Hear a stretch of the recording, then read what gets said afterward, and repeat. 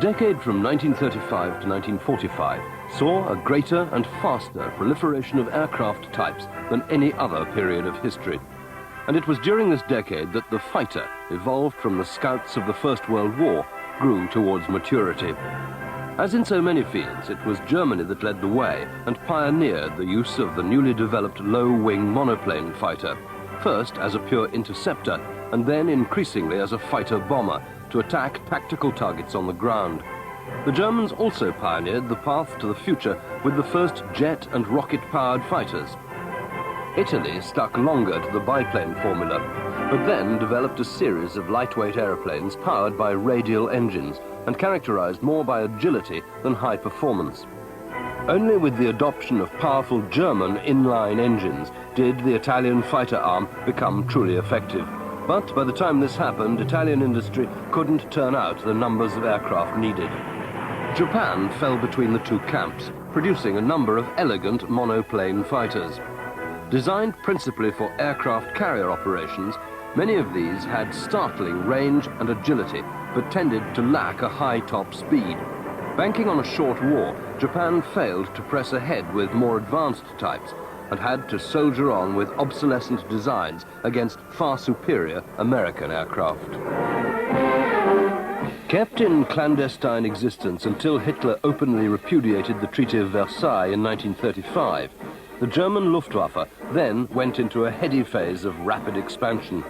As the resurgent German aircraft industry began to find its technical and commercial feet under the new regime, its initial products were unexceptional. Most emphasis was placed on types which could easily be produced in large numbers to allow the air crews of the new Air Force to gain experience rapidly and cheaply. But there were some more modern designs, such as the Heinkel 70 reconnaissance aircraft, on which German industry cut its technological teeth. The chief architect of the new Luftwaffe was Hermann Göring, a First World War fighter ace and staunch supporter of Hitler since the early 20s. It was he who encouraged the development of new monoplane fighters, such as the Heinkel 112 and Messerschmitt 109, which became the envy of other air forces.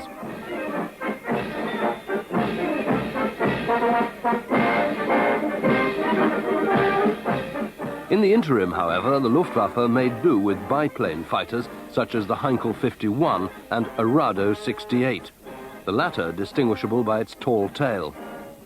Although obsolescent even as they entered service, these aircraft proved admirable trainers for Germany's new generation of fighter pilots.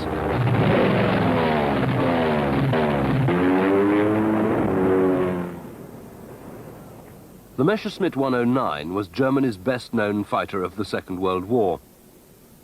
It is striking testimony to Willy Messerschmitt's design team that this first-generation monoplane fighter was still in production and development right up to the spring of 1945.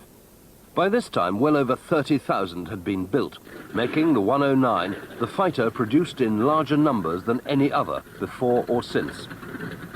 The 109 resulted from a pre-war requirement for a modern fighter with retractable landing gear and a low monoplane wing of cantilever construction.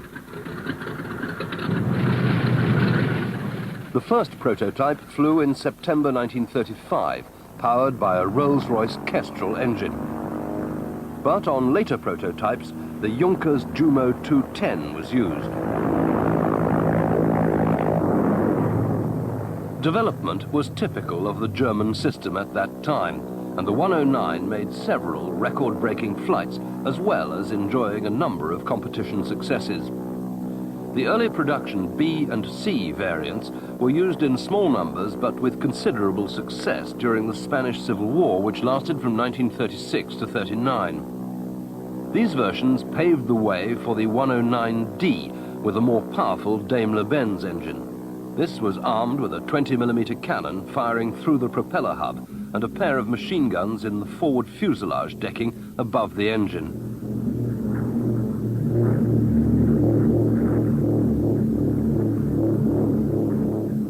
The first variant to enter service in substantial numbers was the 109E, generally known as the Emil. This first appeared in 1938 and was the mainstay of the Luftwaffe fighter arm throughout the campaigns in Poland and France, during the Battle of Britain and the subsequent campaigns in North Africa, the Balkans, and the early stages of the war in Russia. This had formidable extra armament in the form of two 20mm cannon mounted in the wings. Survivability was enhanced by the use of self-sealing fuel tanks and the provision of armor protection for the pilot. The 109E was powered by a 1,050 horsepower Daimler-Benz 601A inline engine with fuel injection, which gave a maximum speed of 348 miles an hour and a range of 410 miles.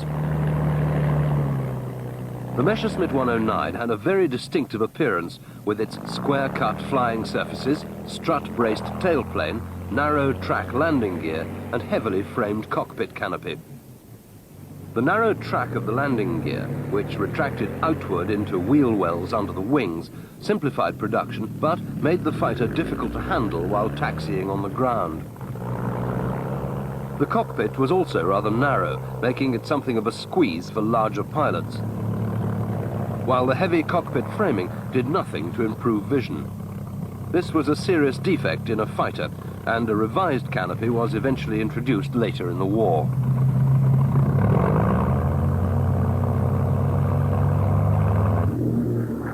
Spurred on by mounting losses, particularly to the Royal Air Force's Spitfire Mark V, the Germans responded with an uprated version of the 109. The gradually changing nature of the air war is reflected in the fact that while the Emil had been conceived as an offensive fighter, the new 109F was planned more for the defensive role, with emphasis on rate of climb and service ceiling rather than speed and firepower.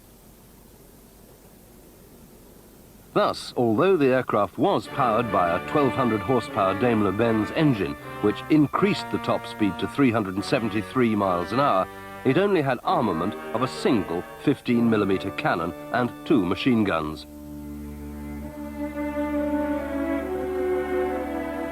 Even though more than 2,000 of the F variant were produced during 1941 to 42, it was nowhere nearly as popular with its pilots as the Emil.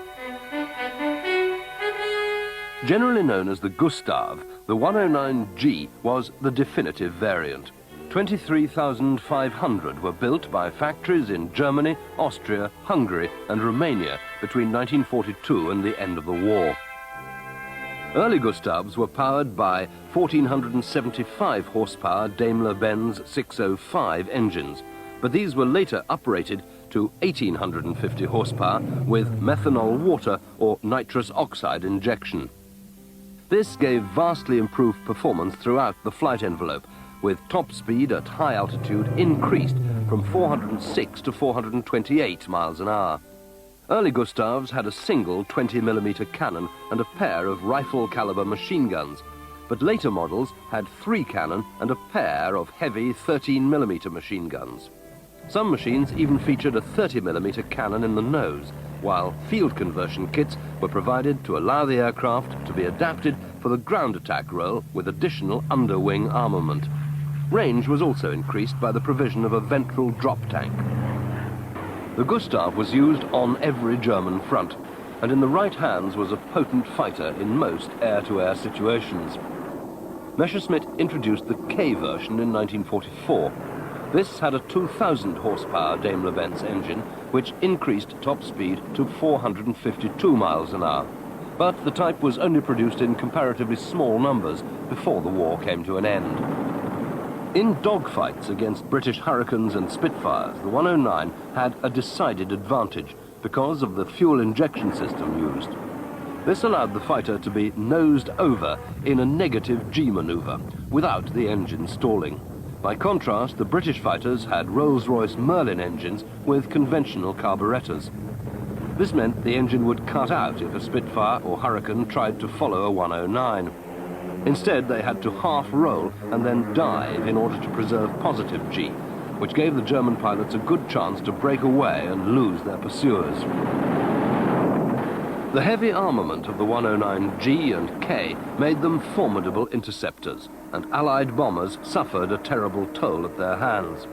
This was particularly true of the American B-17s and other bombers which generally maintained their policy of daylight bombing throughout the war.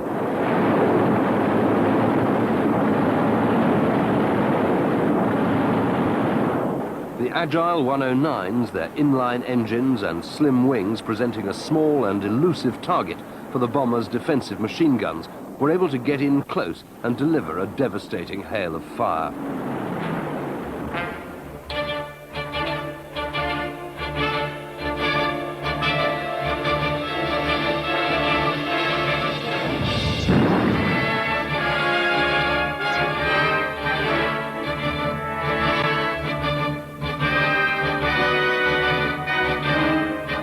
The 109 was flown by most of the German aces, including Adolf Galland and Werner Mölders.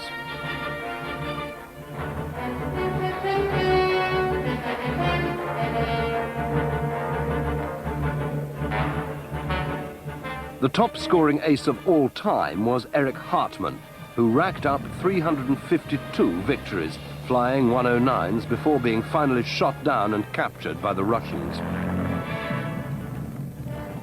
The Messerschmitt 109, although outclassed towards the end, remained a highly competitive fighter throughout the war. The K variant pushed its design potential to the limit, but even in 1945, an experienced 109 pilot could tackle the best of Allied bombers and fighters with every hope of success.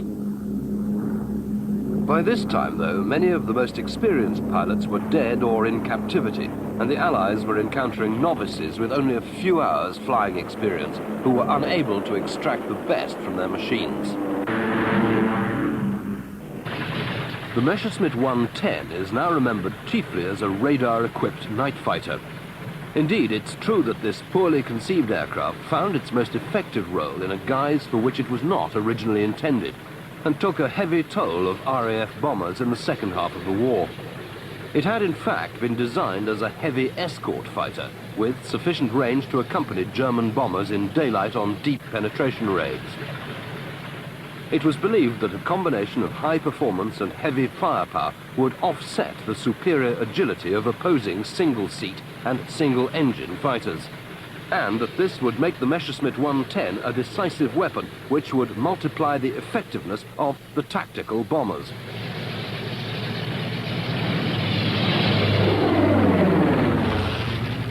The type first flew in prototype form in May 1936, powered by a pair of 910 horsepower Daimler-Benz inline engines. But there were delays in this power plant's production, so some early models only had 700 horsepower Junkers Jumos. The aircraft was developed too late to play a part in the Spanish Civil War, and the first major production version, the 110C, didn't emerge until April 1939. This had 1,100 horsepower Daimler-Benz fuel-injected engines, which delivered a top speed of 349 miles an hour at around 23,000 feet, and gave a range of about 500 miles depending on loaded weight and weather. Principal armament was 2 forward-firing 20mm cannon and 4 machine guns in the nose, plus a single rearward-firing machine gun at the back of the long greenhouse cockpit. The Messerschmitt 110 performed creditably during the early campaigns against Poland, Belgium, France and Holland, destroying enemy fighters with little difficulty and then turning to ground attack work. It revealed its shortcomings during the Battle of Britain, though, when it fell easy prey to nimble RAF Hurricanes and Spitfires. So serious were the losses, in fact, that the Luftwaffe ended up in the ridiculous situation of having to send Messerschmitt 109s to escort the 110s. Their only advantage over their single-engined stablemates was the fuel capacity to stay with the bombers longer. Once this fact became apparent, Messerschmitt developed the 110D variant, which dispensed with the 20mm cannon and carried extra fuel in a large ventral tank, extending the aircraft's range still further. This was followed by the F version, which was basically similar, and then the G, which had more powerful 1,475 horsepower engines. The 20mm cannon were reinstated, and some aircraft were also fitted with guns firing directly upwards. This arrangement enabled them to attack Allied bombers from directly underneath, where they were most vulnerable. Most 110Gs became night fighters, with a third crew member to monitor the Liechtenstein airborne interception radar and direct the pilot onto a target. While the night fighters exacted a heavy toll from the aircraft of RAF Bomber Command, the Messerschmitt 110 was also developing a reputation as a potent ground attack aircraft, particularly in Russia. Its heavy, forward-firing armament and ability to carry bombs on external hardpoints made it invaluable to the hard-pressed troops in the front line.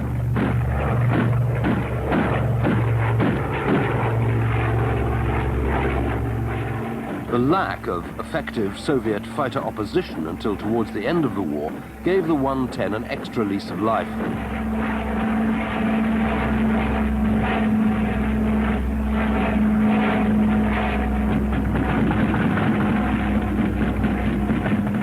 And its long-range endurance allowed it to loiter over a battlefield to seize upon targets of opportunity or respond quickly to urgent requests for help.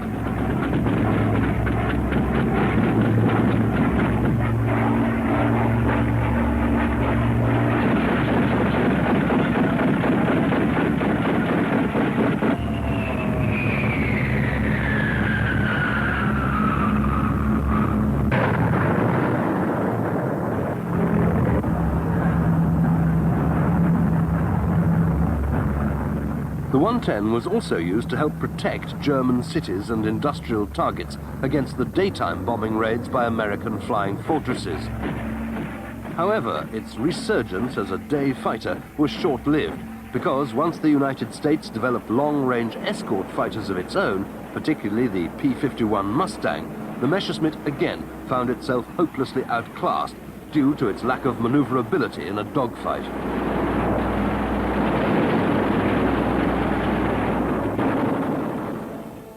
At the outbreak of war in 1939, Italy had almost as many fighters as Britain and France combined.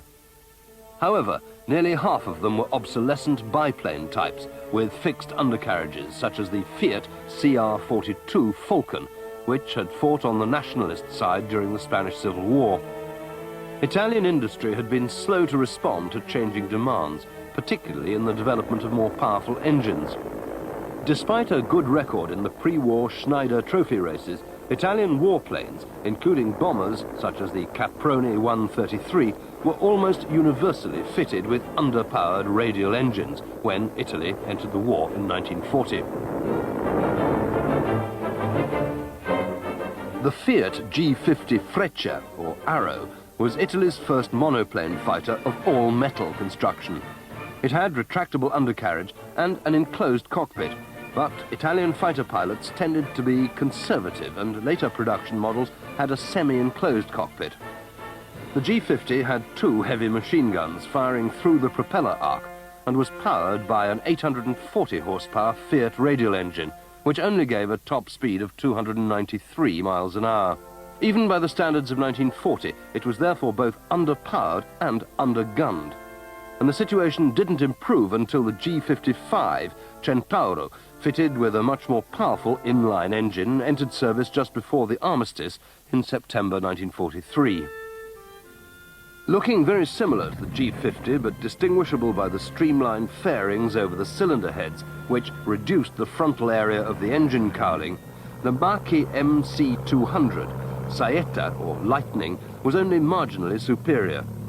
Designed in 1936, the Lightning first flew in December the following year. An all-metal, low-wing monoplane with retractable undercarriage and enclosed cockpit, it rapidly proved itself a real thoroughbred in terms of handling characteristics and agility. However, it was still powered by the same 840 horsepower Fiat radial engine and only had a top speed of 313 miles an hour at 15,000 feet, while armament was still restricted to a single pair of machine guns firing from just behind the engine cowling through the propeller arc. As with the G50, the fighter's pilots disliked the enclosed canopy, and this too was replaced by a semi-enclosed version after the first couple of hundred aircraft had been built. Alongside the CR-42 biplane, the MC-200 formed the backbone of the Regia Aeronautica's fighter arm in 1940 and was soon involved escorting bombers on raids against the island fortress of Malta. It later saw action in Albania and Greece, where it acquitted itself surprisingly well against British hurricanes. The Lightning also saw service in North Africa and on the southern flank in Russia. But by 1942, its moderate performance was proving totally inadequate, and it was progressively used in the fighter-bomber role. Later production models were fitted with the same wings as the improved MC-202 Folgore, and could carry 706 pounds of bombs. The type was also used as a shipping escort in the Mediterranean, fitted with drop tanks to extend its range.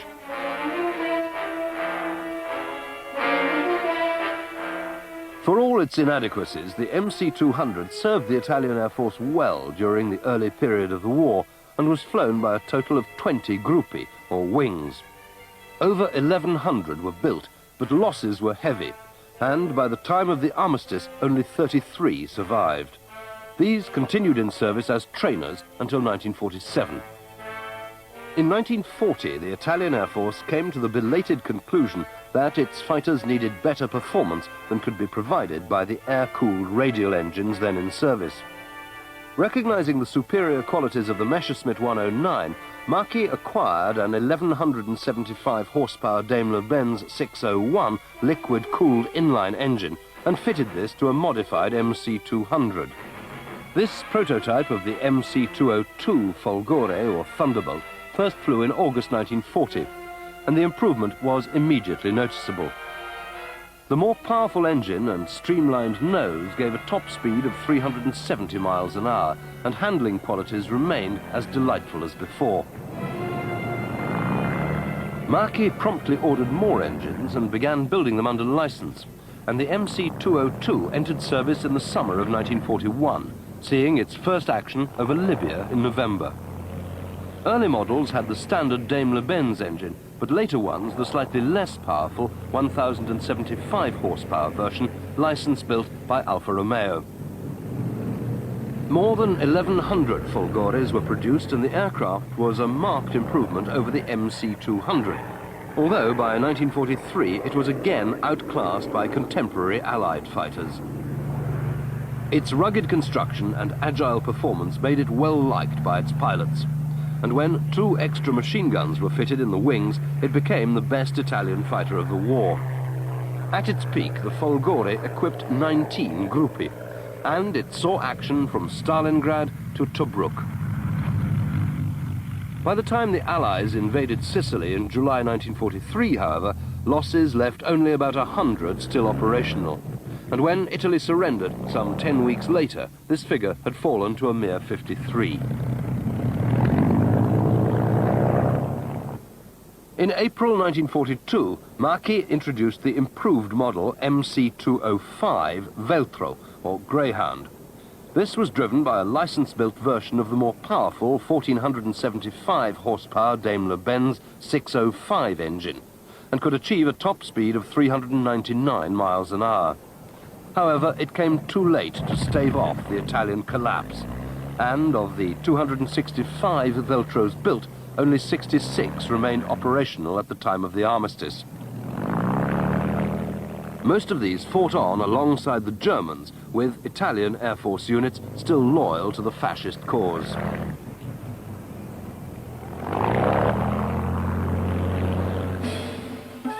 Japan's dream of expansion into China, Southeast Asia, and the Pacific rested on the broad shoulders of the Imperial Japanese Army and Navy. Each of these powerful services had its own air force, and each had acquired an invaluable amount of operational experience in the war against China, which had been going on since 1937.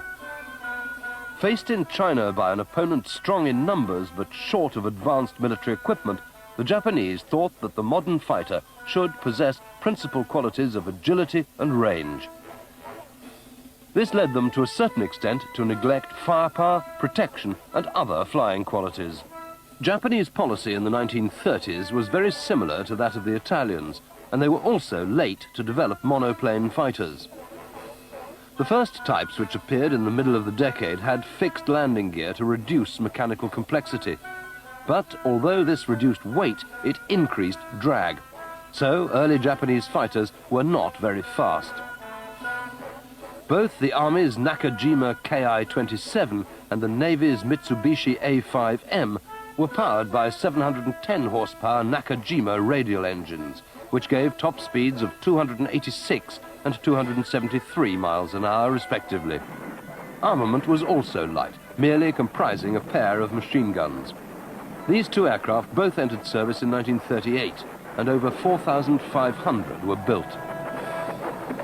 From these origins, the Army and Navy went on to introduce a number of more advanced fighters before the Second World War, but failed to continue development of even more sophisticated machines, with the result that they were soon outclassed.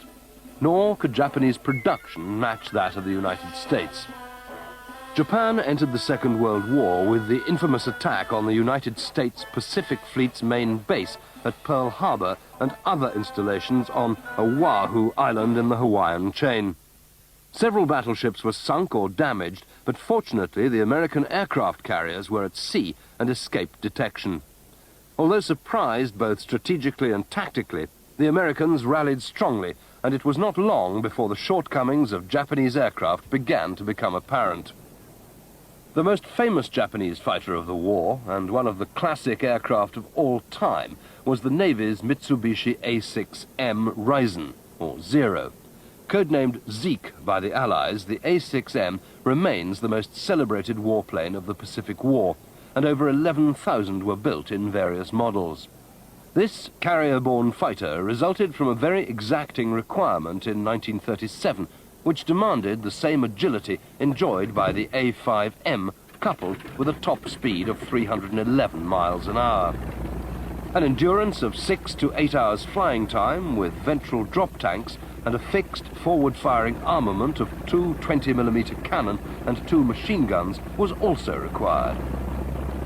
Balanced ailerons with geared tabs contributed to its high-speed performance. The first prototypes flew in April 1939, powered by 780 horsepower Mitsubishi radial engines.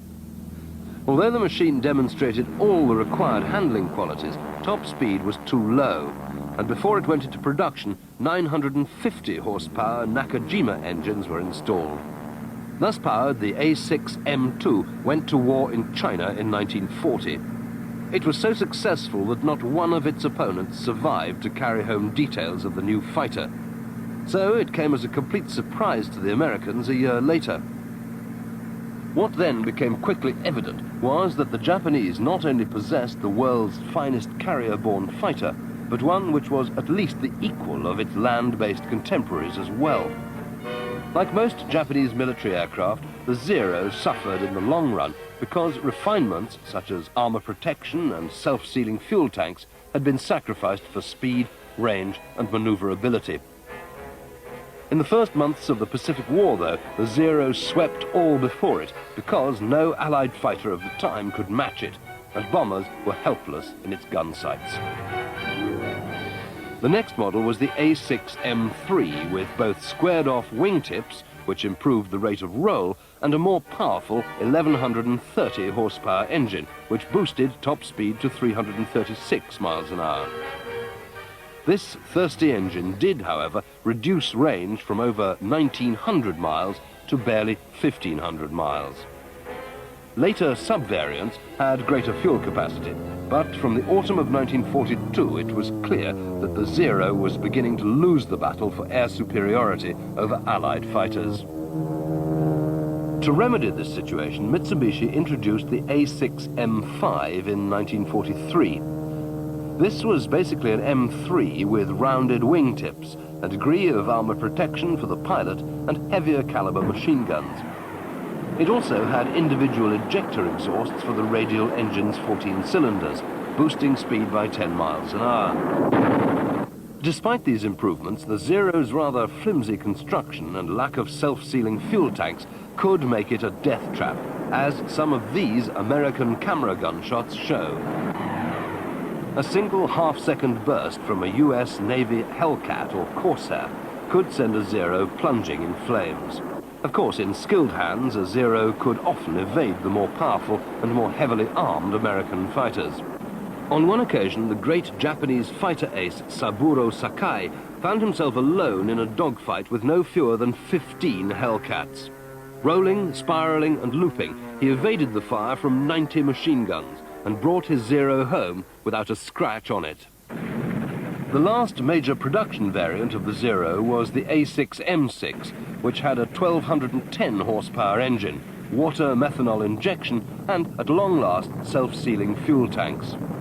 The M7 model was a dive bomber, and the M8, which had a 1500 horsepower engine, arrived too late to have any effect on the course of the war.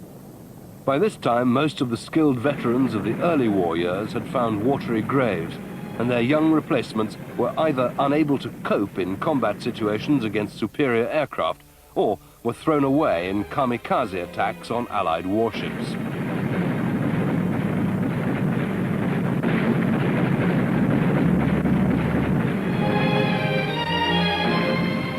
One irony in the Zero story is that it was powered throughout by air-cooled radial engines.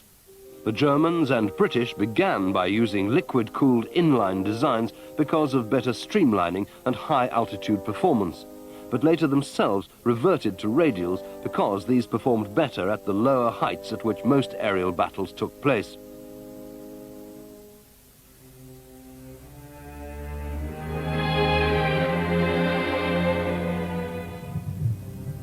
So, although it was eventually outclassed, the Zero was, in many ways, a fighter ahead of its time.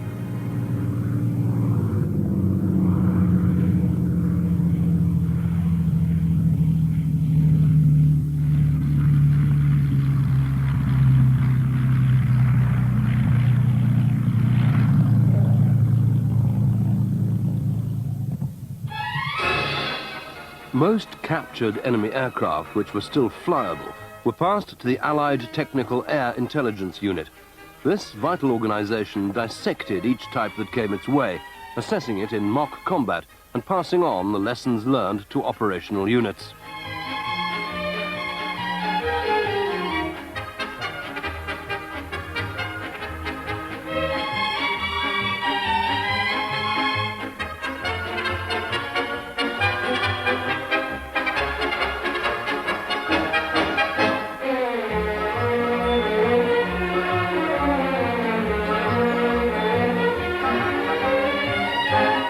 One such type was the twin-engined Kawasaki Ki-45 Toyu, or Dragon Killer, which the Allies codenamed Nick. The prototype of this army aircraft first flew in January 1939, but the production model didn't enter service until August 1942. Powered by two 1,050 horsepower Nakajima radial engines, this heavy two-seater fighter could reach 340 miles an hour. Its armament consisted of a 20mm cannon and two heavy machine guns in a fixed forward-firing installation, plus a single trainable machine gun in the rear of the cockpit. Just over 1,700 were produced, including a rather primitive night fighter version, which not only had a 37mm forward-firing cannon, but also two 20mm guns inclined to fire obliquely upwards at the bellies of Allied bombers, a trick copied from the Germans. The futuristic and menacing-looking Messerschmitt 210 was in fact one of the most disastrously unsuccessful warplanes of the entire war. It led to Willy Messerschmitt being forced to resign as chairman of his own company, and even caused Hermann Goering to exclaim at one point that he would have lived longer if the aircraft had never been produced. Designed from 1937 as a twin-engined multi-purpose fighter and attack aircraft, to replace the Messerschmitt 110, the new two-seater fighter first flew in September 1939, but proved so troublesome that it didn't begin entering service until a year later. Its handling qualities were appalling, resulting in numerous crashes from uncontrollable spins. But a lot of the problems stemmed from trying to build too much new technology into an unproven airframe. One example of this is the pair of remotely controlled 13mm MG-131 machine guns mounted in barbettes either side of the rear fuselage. Although these could be elevated and depressed to fire at almost any angle, aiming them was almost impossible. And their mechanical complexity rendered them so prone to malfunction that the aircraft crews usually ignored them.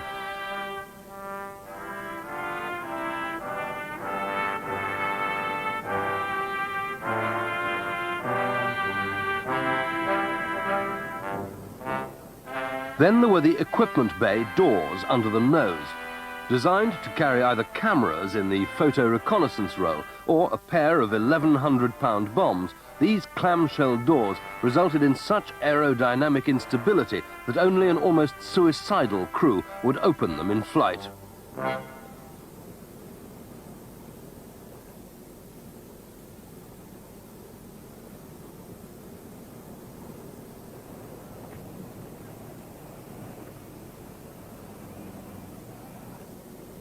Another problem was the complex arrangement of ailerons, flaps and dive brakes, which were intended to help the pilot, but only served to make the 210 even more unstable, with a vicious tendency to flick into a spin.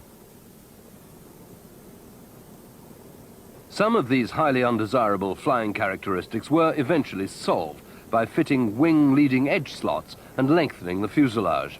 But these modifications were not introduced until production had already been halted in 1942. A few new aircraft were built after this, but most production line facilities went to the Messerschmitt 410, which was very similar in appearance, but much more forgiving in the air.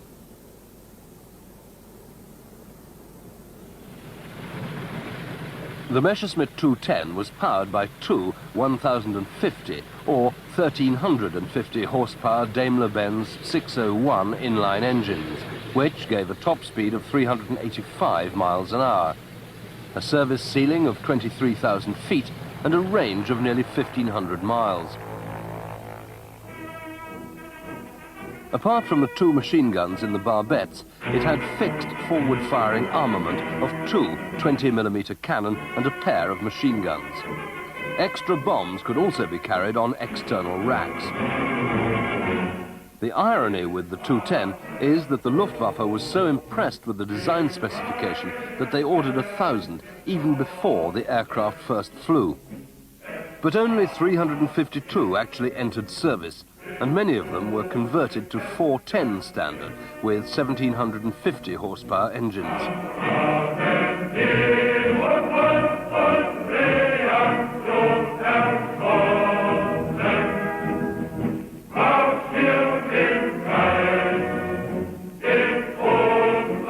The aircraft only saw very limited service over Russia, England, Italy and Tunisia before it was finally abandoned in 1944.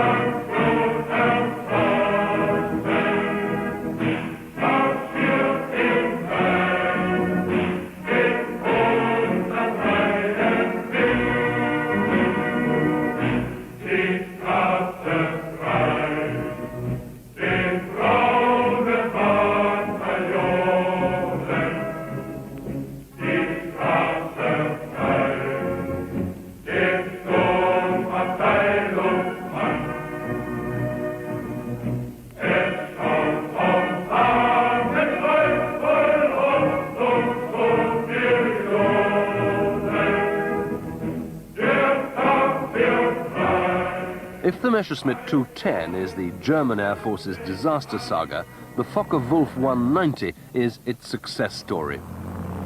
It was without question the finest single-seat, single-engine fighter fielded by the Luftwaffe. Although outshadowed in numerical terms by the Messerschmitt 109, it was really the German fighter from the autumn of 1941 onwards.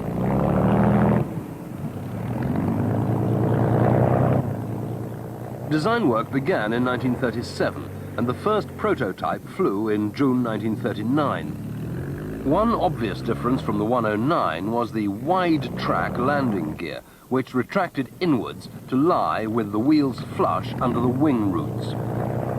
This arrangement provided much greater stability while taxiing, taking off and landing. It was only one of several features which endeared the 190 to its pilots. The air-cooled BMW radial engine, which was chosen as the power plant, surprised many people at a time when the more streamlined, liquid-cooled inline seemed to be in favour. But it proved a wise choice. Indeed, most of the more successful Allied fighters in the second half of the war were powered by radials instead of inlines.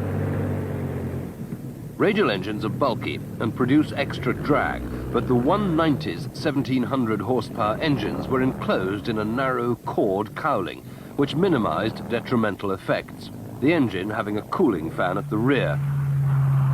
Coupled with a slender fuselage, relatively short wingspan to increase aerobatic ability, and a canopy of early bubble design to improve the pilot's vision, these features made the 190 an aeroplane to be reckoned with right to the end of the war. The small, low-wing Focke-Wulf 190, which was of all-metal construction, first entered service during the winter of 1941 to 42, and helped protect the battle cruisers Scharnhorst and Gneisenau during their famous Channel dash. The fighter came as a nasty surprise to the Royal Air Force, with a top speed of 382 miles an hour and an armament of 4 20mm cannon, plus a pair of machine guns.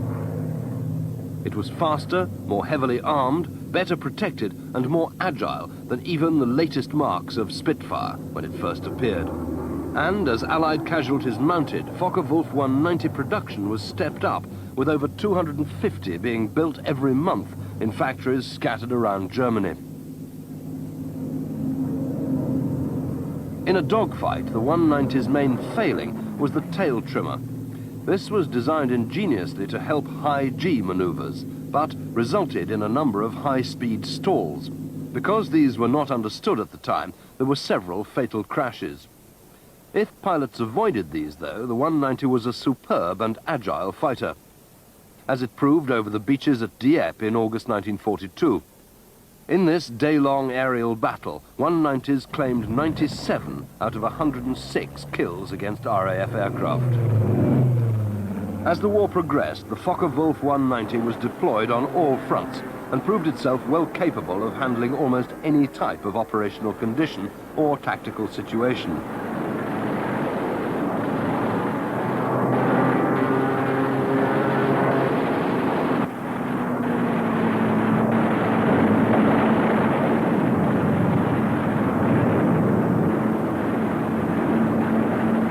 It proved so flexible that it was optimized in both offensive and defensive situations, being used both as a hit-and-run raider with external bombs and drop tanks, and as an interceptor against the steadily growing numbers of American daylight bombers.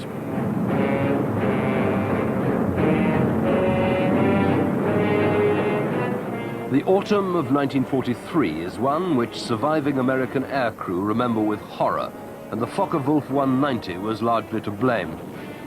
On one bombing raid against Schweinfurt in October, 190s shot down 79 bombers out of 228 and seriously damaged another 121.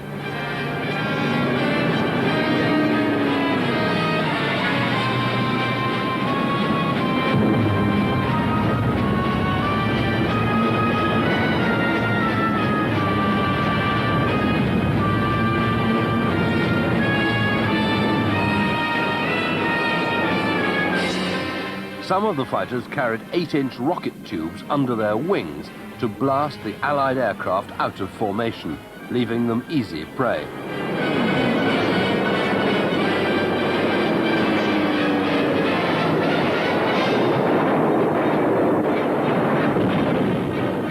German propaganda films afterwards were full of shots of downed flying fortresses. Later variants of the 190 included the Model D, with a 1770 horsepower Junkers Jumo inline engine and a top speed of 426 miles an hour. Some of these had water methanol injection to boost performance and a 30mm cannon firing through the propeller hub. In addition, there was the high-altitude TA-152, which had extended wingspan and could almost reach 50,000 feet, as well as having a top speed only just under 500 miles an hour. Although only some 200 were built, and they could not always operate because of the chronic fuel shortage in Germany towards the end of the war, they could intercept any Allied intruders on their own terms.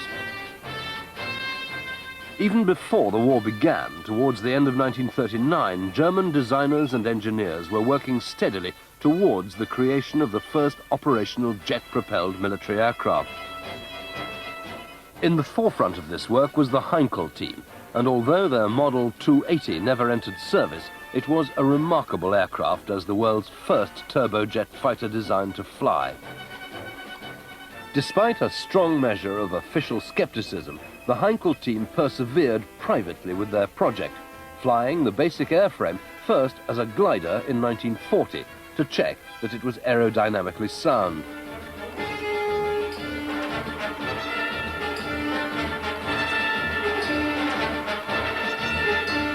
Its first powered flight, propelled by 1,100-pound thrust turbojets, took place momentously on the 2nd of April 1941. If only Heinkel had been on better terms with the German Air Ministry, the 280 could have been the first jet aircraft to see combat in the world. As things turned out, though, for political reasons which were covered up by technical jargon, the ministry rejected the 280 in favor of the rival Messerschmitt 262.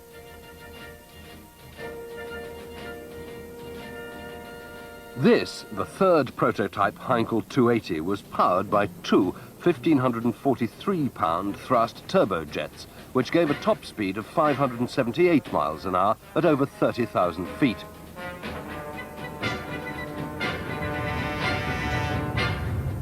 It was armed with three 20mm cannon and could run rings around a Focke-Wulf 190, but it lacked range and was not ordered into production. Despite this, Heinkel persevered with further trials which they funded themselves, using different engines and tailplane configurations.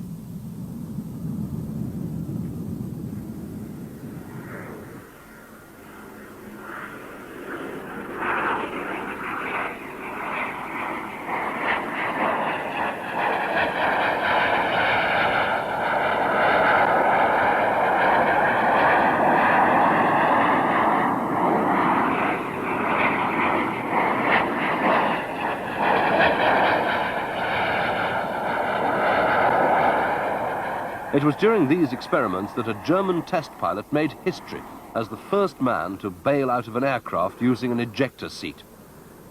That aside, if politics hadn't got in the way, the Heinkel 280 could have been in service almost a year earlier than its closest rival. This was the Messerschmitt 262, which reached operational status at the beginning of October 1944. 6 years earlier, the German Air Ministry had officially inaugurated development of a jet engine, the principal work being undertaken by BMW and Junkers. Messerschmitt worked fast and had produced a basic design by June 1939. This was approved in March 1940, and an order was placed for 3 initial prototypes. But by the time they were ready, just over a year later, there was still no suitable engine available. A single piston engine and propeller were therefore fitted to the first prototype to assess the aircraft's handling characteristics.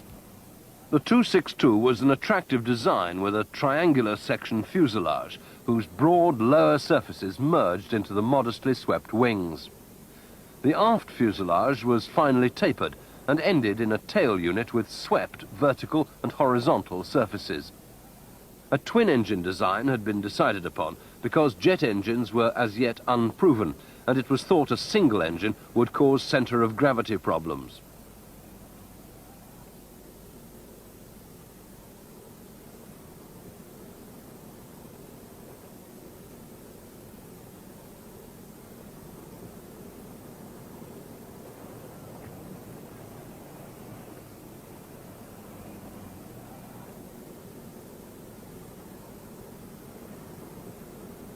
The third prototype was finally fitted with a pair of 1,852-pound thrust Junkers Jumo turbojets in slim underwing nacelles. It first flew in July 1942, and although it was badly damaged shortly afterwards, a pre-production order for 15 aircraft was increased to 60.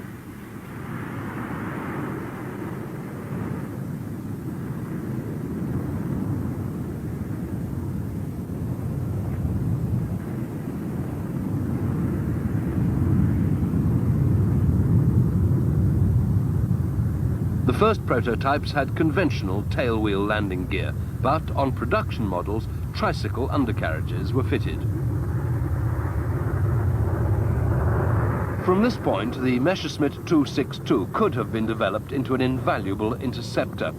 It could have taken on the Allied escort fighters while leaving the bombers to conventional aircraft. But fate intervened, because when the aircraft was first demonstrated in front of Hitler in November 1943, he saw its main potential as a high-speed bomber.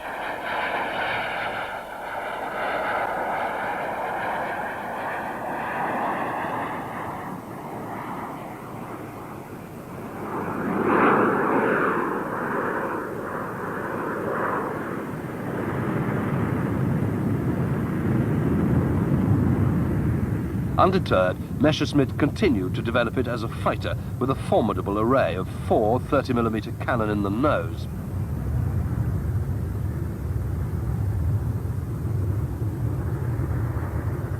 Shortly after production began in May 1944, however, Hitler learned of this and ordered the aircraft's conversion into a bomber.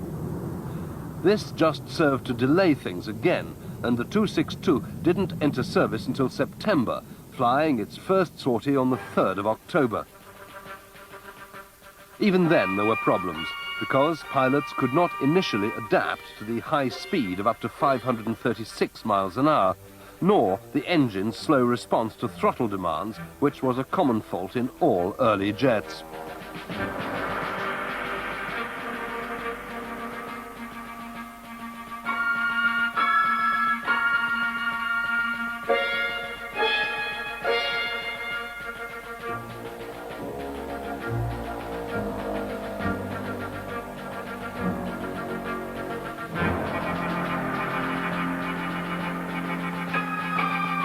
As well as being used as an interceptor, the Messerschmitt 262 was widely operated as a fighter bomber, and with radar and a second crew member as a night fighter.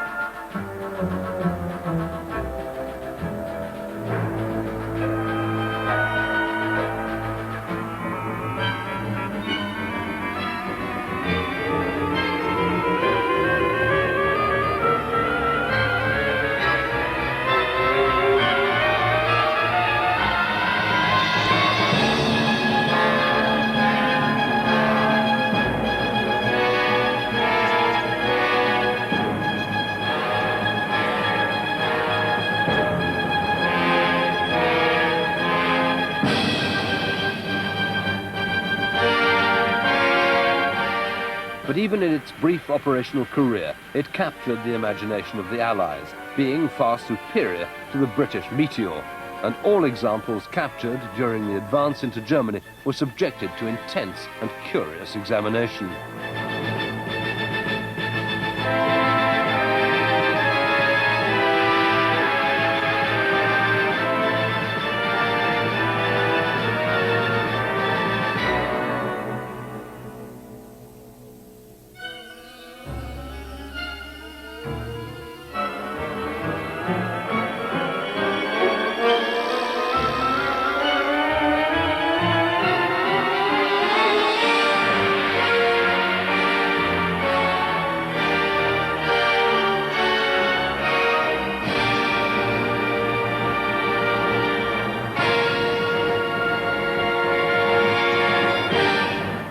Clearly demonstrating the German inventiveness discussed earlier, the Messerschmitt 163 Comet was one of the most radical interceptor fighters of the war, and has the distinction of being the only aircraft solely propelled by a rocket to have seen combat other than in the kamikaze role.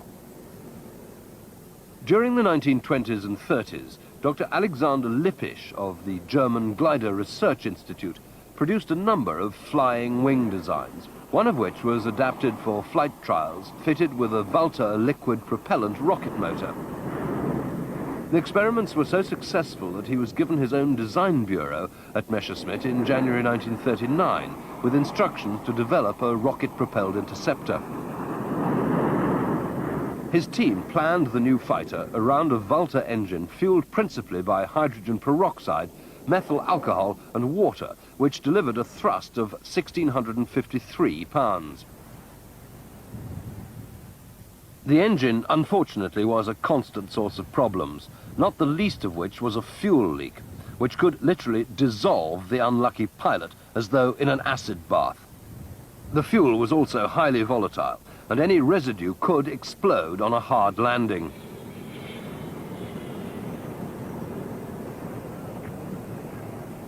The diminutive delta-winged Messerschmitt 163 only saw service in limited numbers, but was highly effective.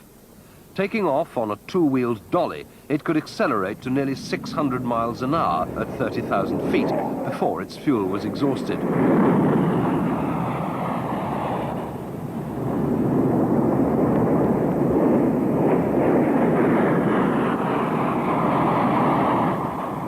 Operationally, the aircraft would normally make one powered attack on an Allied bomber with its armament of two 30mm cannon, then bleed off its residual speed in gliding passes before landing at nearly 140 miles an hour on its single skid.